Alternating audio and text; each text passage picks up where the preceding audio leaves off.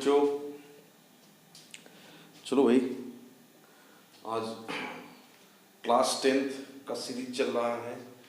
तो जो हम लोगों का टॉपिक हुआ था मैग्नेटिज्म, ठीक है, उस चैप्टर पे हम लोग चैप्टर 13 मैग्नेटिज्म पे हम लोग डिस्कस कर रहे थे। 2 लेक्चर हो चुका था हमारा, तो उसी के कंटिन्यूएशन में हम लोग आज एक और वीडियो जो है बना रहे हैं, और ये आपका उसके आगे का टॉपिक रहेगा। ओके, तो स्टार्ट करते हैं आज नेक्स्ट टॉपिक। हम लोग लास्ट लेक्चर में देखे थे सोलेनॉइड। ओके, सोलेनॉइड देख लिए थे। अब हम देखेंगे कि सोलेनॉइड की वजह से उसमें किस तरीके से वो मैग्नेटाइज्ड होता है। अगर हम उसके अक्रॉस एक करंट फ्लो कराते हैं, ठीक है, तो magnetic field due to a current करेंगे सोलेनॉइड। ओके, ये हमारा टॉपिक होगा। तो लिखो बेटा, पहला टॉपिक है आपका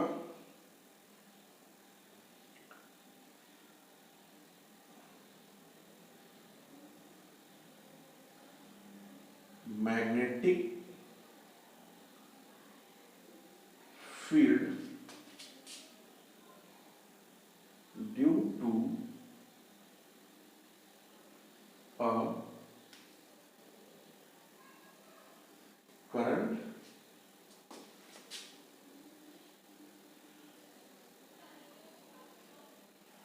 carrying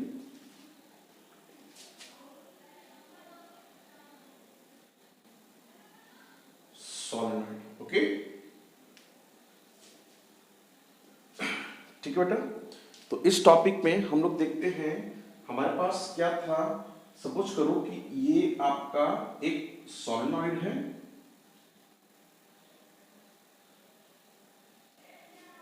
okay.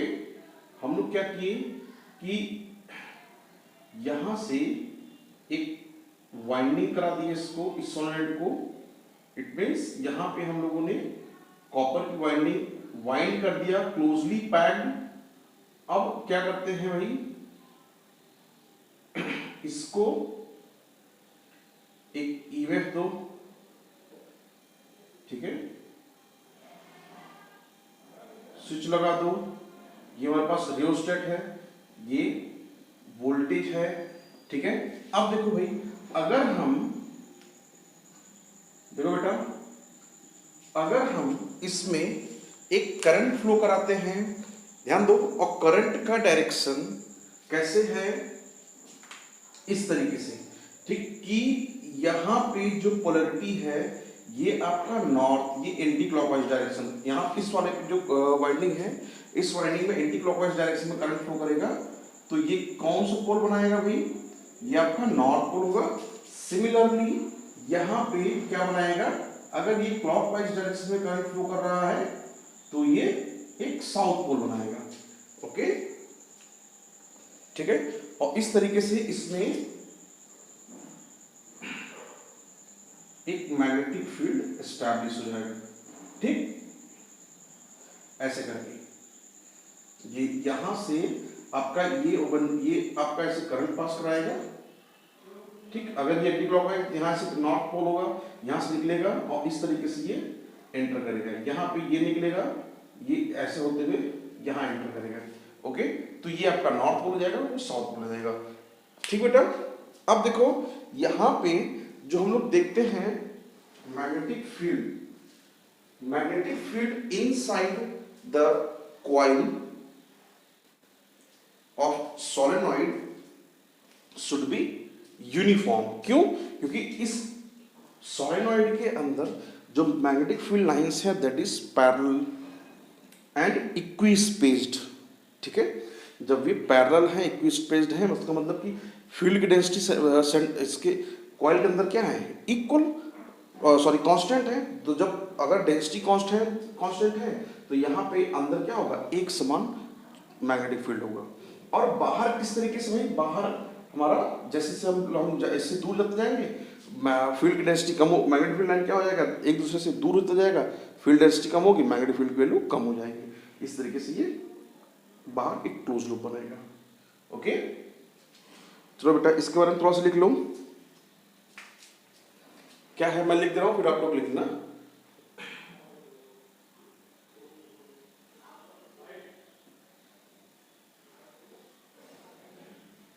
Magnetic field line inside the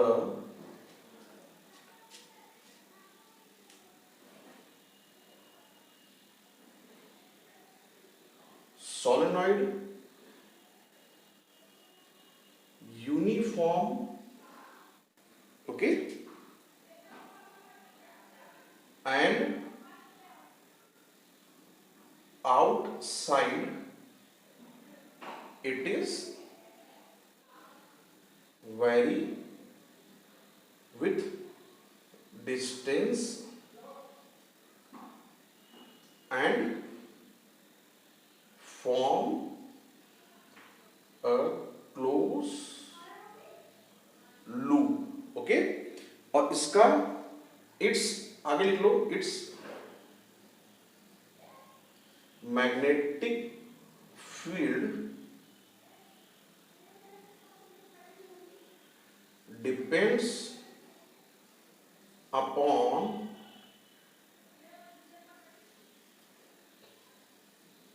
current.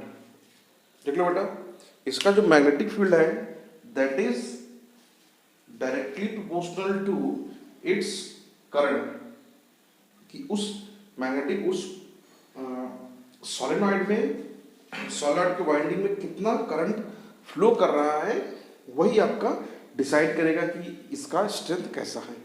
ठीक है बेटा, लिख लो आप, लिखो भाई फटाफट।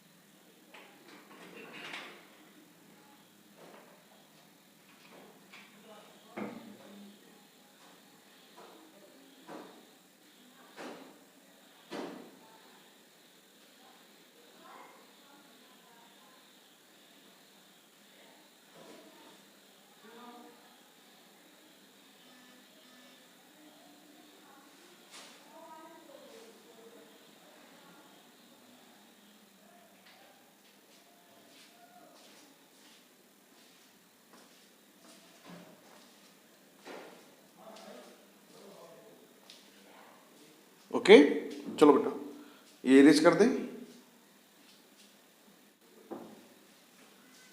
आप लोग अगर नहीं लिखे हो तो वीडियो पॉज करके नोट कर लेना।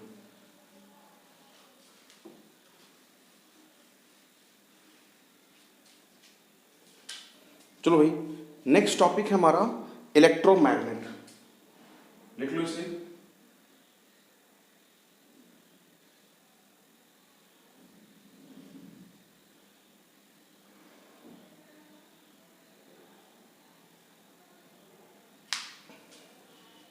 देखो भाई, इलेक्ट्रोमैग्नेट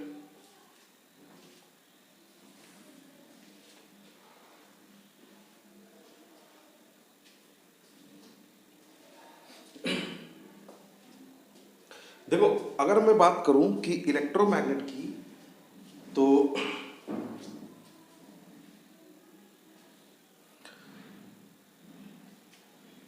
एक मिनट भाई,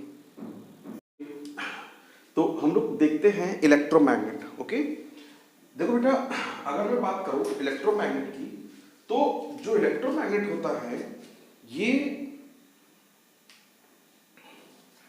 जो है एक आर्टिफिशियल या मैन मेड मैग्नेट होता है। और कैसे बनता है, हम लोग क्या करते हैं भाई, सोलेनॉइड के अंदर एक सॉफ्ट आयरन को क्या करते हैं, वहां पे प्लेस कर देते हैं। ठीक, अब अगर हम जो सोलेनॉइड है उसमें करंट फ्लो कराएंगे तो उसके से एक स्ट्रॉन्ग मैग्नेटिक फील्ड क्रिएट होगा, और वही स्ट्रॉन्ग मैग्नेटिक फील्ड जो है वो जो सॉफ्ट आयरन है उसको मैग्नेटाइज कर देगा अकॉर्डिंगली करंट के। ठीक, करंट जैसा रहेगा उस अकॉर्डिंग जो है उसको मैग्नेटाइज कर देगा। ओके, तो इसको लिख लो, it is a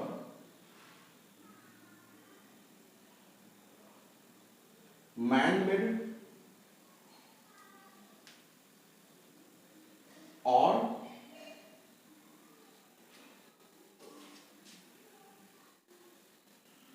artificial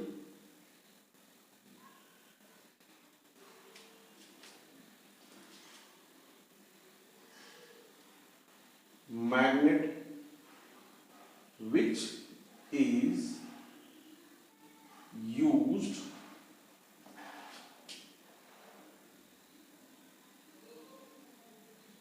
temporarily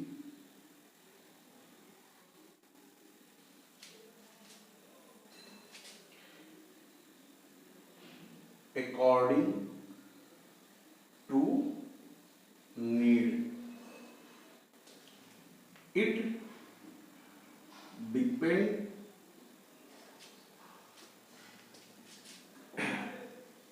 its strength ऐसा its strength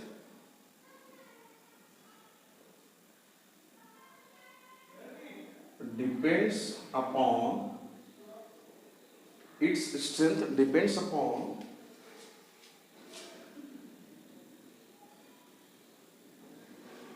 magnitude of current. Okay देख लो भाई, देख लो, इसका यूज भी है बहुत जगह।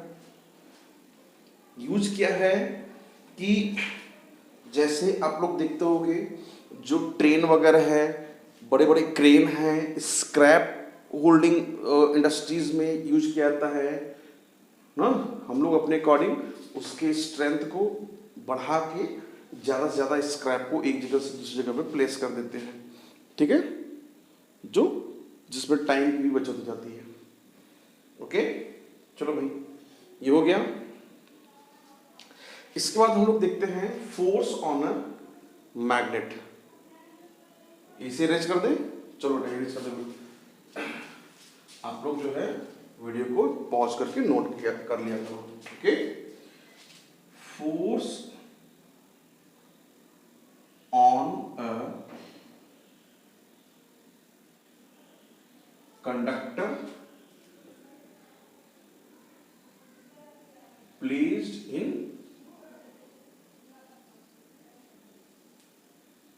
Magnetic field. ओके, चलो,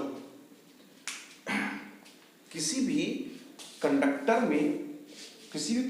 को अगर आप एक मैग्नेटिक फील्ड में प्लेस करो और उसमें से करंट पास कराओ तो देखोगे आप उसमें एक वो जो कंडक्टर है उस पर एक फोर्स एक्सपीरियंस होगा। कैसा होगा, पहले हम लोग स्ट्रक्चर बनाते हैं, देखते हैं। देखो, ऐसे है हमारे पास स्ट्रक्चर।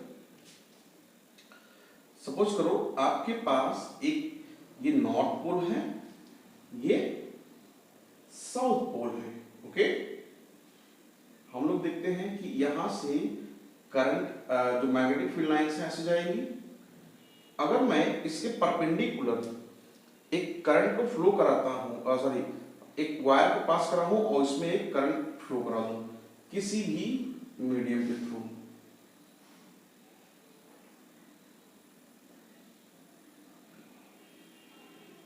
ओके, तो आप देखोगे कि इस कंडक्टर पे इस लेफ्ट हैंड थंब रूल के अकॉर्डिंग इसमें एक नीचे की तरफ को फोर्स लगेगा। ओके, और ये फोर्स आपका डिपेंड करेगा कि कितना हमने करंट फ्लो कराया, मैग्नेटिक फील्ड कितना है, इन सब चीजों पे डिपेंड करता है। ओके, और लेंथ ऑफ द वायर, कितना लेंथ ऑफ वायर इसमें प्रेजेंट है इस मैग्नेटिक फील्ड में। ठीक, लिख लो बेटा, इसको मैं लिख दे रहा हूं। If a conductor placed in a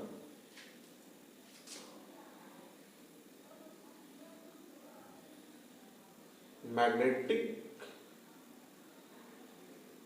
field, ठीक है, and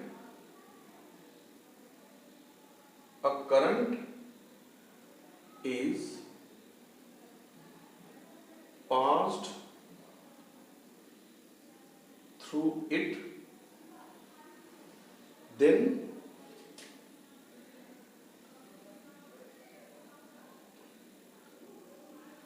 conductor exert a force, या कंडक्टर एक्सपीरियंस लिखो, experience a force, okay, which is depends upon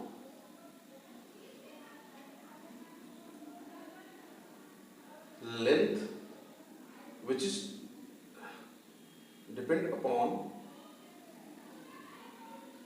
length of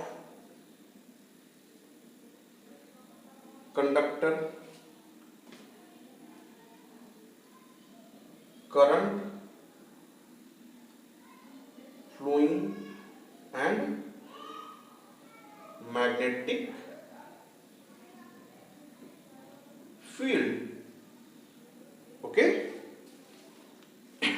तो जो फोर्स है that is depends on magnetic field, length and current pass through it, okay बेटा, लिख लिए? चलो भाई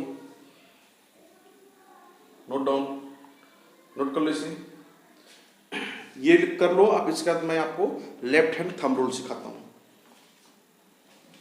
नोट करो भाई।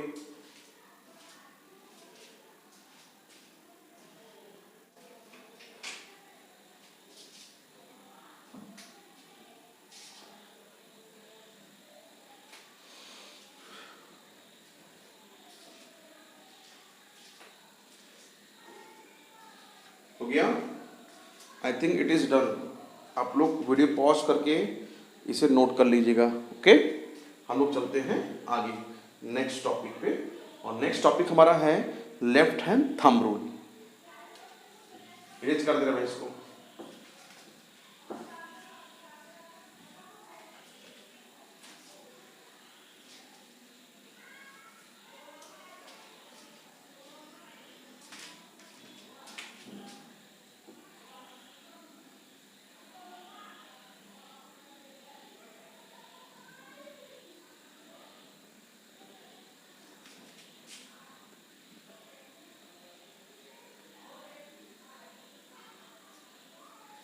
चलो left hand thumb rule, base देखो लेफ्ट हैंड थंब रूल में आप देखोगे कि जैसे हम लोग राइट हैंड थंब रूल देखे थे, ठीक है, उसमें हम लोग थंब को पॉइंट आउट कर रहे थे करंट डायरेक्शन में, हमारा पाम क्या दे रहा था, एक direction of magnetic field, okay. यहाँ पे क्या करना है, वहाँ पे हम लोग मैग्नेटिक फील्ड निकालते थे, यहाँ पे हमें फोर्स निकालना है। क्या करना है, हमें अपने लेफ्ट हैंड को इस तरीके से जो है स्ट्रेच करना है कि thumb, four finger and middle finger they are at mutual perpendicular with each other, then thumb, then middle finger shows the direction of current, forefinger shows the magnetic field, and thumb shows the force which is act on it, okay। Note करो भाई, okay, note करो भाई। ऐसे ये हमारे पास है हमारा four finger, ठीक, इस तरीके से ये हमारा मिडिल फिंगर,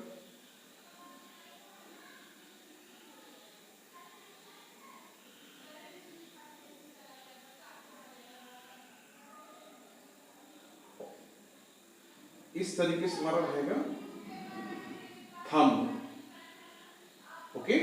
ये इसके साथ 90 डिग्री, ये इसके साथ 90 डिग्री और ये इसके साथ 90 डिग्री बनाएगा, ऐसे ही करके, ठीक। ये है ऐसे thumb, four finger and middle finger like this one. Okay, note करो बेटा, नोट कर लो यहां पे। If we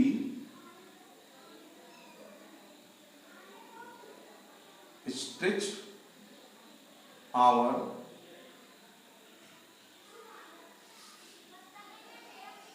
left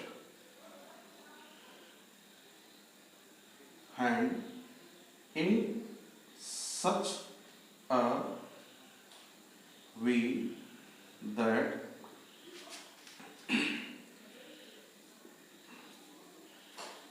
middle finger show direction of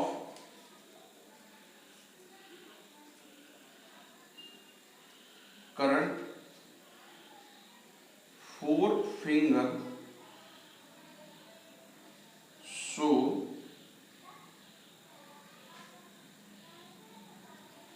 the direction of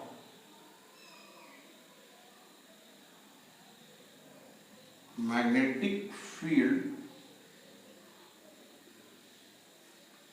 then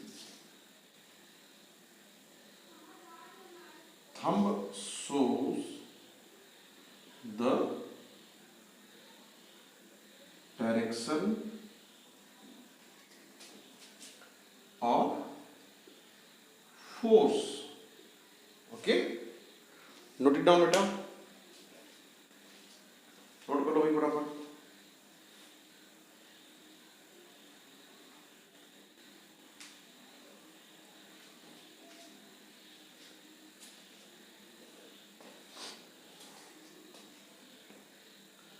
note कर लो भाई।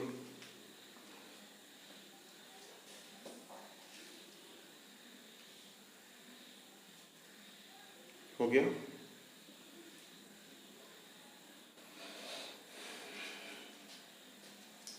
एक बच्चे ने बोला था भाई सर बड़ा बड़ा लिखने के लिए, तो इसलिए मैं आज जो है थोड़ा सा अपना फॉन्ट बढ़ा दिया हूँ,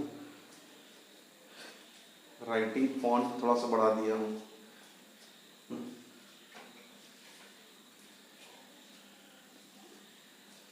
चलो भाई, हो गया? चलो ओके। अब नेक्स्ट हम लोग देखते हैं गैल्वेनोमीटर। ओके, राइट डाउन, इसको मैं इरेज कर दे रहा हूं, आप लोग नहीं लिखे हो तो वीडियो पॉज करके नोट कर लीजिएगा। अब हम लोग समझते हैं what is galvanometer and function of it.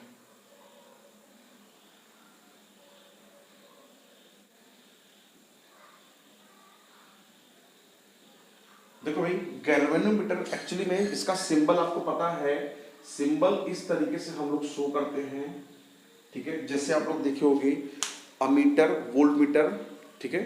Similarly it is a galvanometer, ठीक है भाई। तो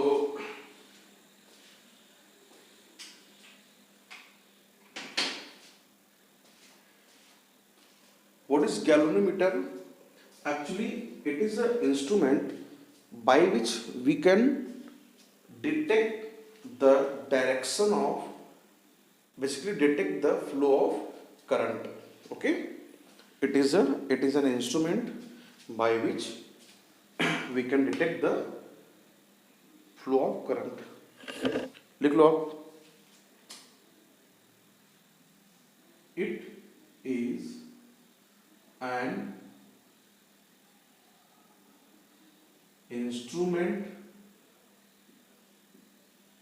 by which we can detect the flow of current। Okay, ये ऐसा इंस्ट्रूमेंट है जिससे हम फ्लो ऑफ करंट को डिटेक्ट करते हैं। अब वो डिपेंड करता है कि फ्लो ऑफ करंट है कैसा। जैसे कि अगर ये इस तरीके से इंस्ट्रूमेंट होता है, देखिए ऐसे, ठीक है, ऐसे रहेगा, दो प्रोब्स होते हैं यहाँ पे, पॉजिटिव नेगेटिव, यहाँ पे निडल लगी रहेगी, ये होता है ऐसे, ये हमारा जीरो डिफ्लेक्शन होता है, ठीक है, इस तरीके से ये बटा रहेगा ऐसे, ओके। अगर current if I is equals to 0 then this situation is happen, इस ये सिचुएशन रहेगा। अगर I is equals to, देखो मैं दूसरे पेन से लिख दूंगा ताकि थोड़ा सा कलर कॉम्बिनेशन बना रहे और आप लोगों को समझ में गया है। If I does not equals to 0 then it is either this way or this way, depends on direction of current. अगर करंट वैल्यू जीरो नहीं है तो ये जो निडल है, ये गैल्वेनोमीटर का जो निडल है, ये या तो इस साइड में डिफ्लेक्ट करेगा या तो इस साइड में डिफ्लेक्ट करेगा। वो डिपेंड करेगा कि आप कैसे, आपकी पोलैरिटी क्या है, करंट ऐसे पास कर रहा है या करंट ऐसे पास कर रहा है, ओके। ये पॉजिटिव है, पॉजिटिव टर्मिनल से करंट आएगा, नेगेटिव टर्मिनल से करंट जाएगा। अगर करंट ऐसे जा रहा है तो ये इधर डिफ्लेक्ट हुआ, अब करंट ऐसे, अगर ये पॉजिटिव इधर ये हुआ, नेगेटिव हुआ, तो ये करंट ये ऐसे आएगा करंट, और इसको डिफ्लेक्ट करते हुए ऐसे चला जाएगा, ठीक है। It is a function of galvanometer. मैं इसको इसलिए देखा भाई यहाँ पे डिस्कस किया हूँ जिससे कि हम लोग इसके बारे में कुछ जान सके, ठीक है। एक्चुअली हमें आगे जो है गैल्वेनोमीटर पे काम करना रहेगा, तो इसलिए हम लोगों ने गैल्वेनोमीटर के बारे में समझ लिया। बाकी वोल्ट मीटर, अमीटर, ये हम लोग जो है इलेक्ट्रोस्टैटिक अपने फर्स्ट चैप्टर में कर लिए हैं ना, तो मैंने सोचा कि भाई गैल्वेनोमीटर भी को भी जो है डिस्कस कर लिया जाए, इसलिए हमने इसको डिस्कस किया। चलो इसे इरेज कर दें, इसका और कोई फंक्शन नहीं है। बाकी ये जो मैं लिखा हूँ और जो ये मैंने बोला, ये चाहो तो आप ये भी लिख लो, ठीक है, और कोई खास नहीं है। हाँ ये है, हम गैल्वेनोमीटर की हेल्प से, एक चीज़ गैल्वेनोमीटर का और होता है कि गैल्वेनोमीटर की हेल्प से हम लोग एक वोल्ट मीटर और एक अमीटर दोनों क्रिएट कर सकते हैं, ठीक है। अगर मैं गैल्वेनोमीटर के, लिख लो इसको भी, चलो, हालांकि ये आपका सिलेबस का पार्ट नहीं है, लेकिन चलो मैं बता दे रहा हूँ। अगर मैं गैल्वेनोमीटर को इसके पैरेलल में एक लो वोल्टेज का रेजिस्टेंस लगा दूँ तो ये पूरा सिस्टम एक अमीटर की तरह वर्क करेगा, ठीक। यदि मैं गैल्वेनोमीटर के पैरेलल में एक लो रेजिस्टेंस अप्लाई कर दूं, लो रेजिस्टेंस से शंटिंग कर दूं, पैरेलल लगा दूं, तो ये अमीटर की तरह वर्क करेगा। और अगर मैं हाई रेजिस्टेंस को इसके सीरीज में लगा दूं तो एक वोल्ट मीटर की तरह फंक्शन करेगा, ओके। यदि मैं हाई रेजिस्टेंस को इस गैल्वेनोमीटर के सीरीज में लगा दूं तो यही गैल्वेनोमीटर एक वोल्ट मीटर की तरह बिहेव करेगा, ओके। चलो ये आपके नॉलेज के लिए है, आपके सिलेबस में नहीं है।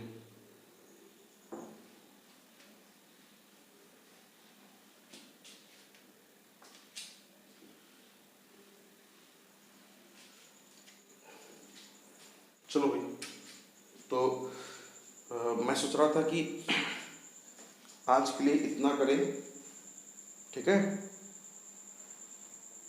बाकी आपका ये जो मैग्नेटिज्म वाला चैप्टर है, ये मैं समझता हूँ कि एक आध लेक्चर और लेंगे ना तो ख़त्म हो जाएगा। आधे पौने घंटे का एक आध लेक्चर अगर मैं और ले लूँ तो ये पूरा चैप्टर फिनिश हो जाएगा आपका, ठीक है। चलो भाई, तो अब आप लोग इसके आगे पढ़ाई करो खुद से, ठीक है। जो भी डाउट हो आप मुझे मैसेज कर सकते हो या मुझे कॉल कर सकते हो। मेरा जो है ग्रुप पे नंबर भी है, ईमेल आईडी भी पड़ा है, जो चाहे आप मुझे कांटेक्ट कर सकते हो, ओके बेटा, ओके, गुड नाइट।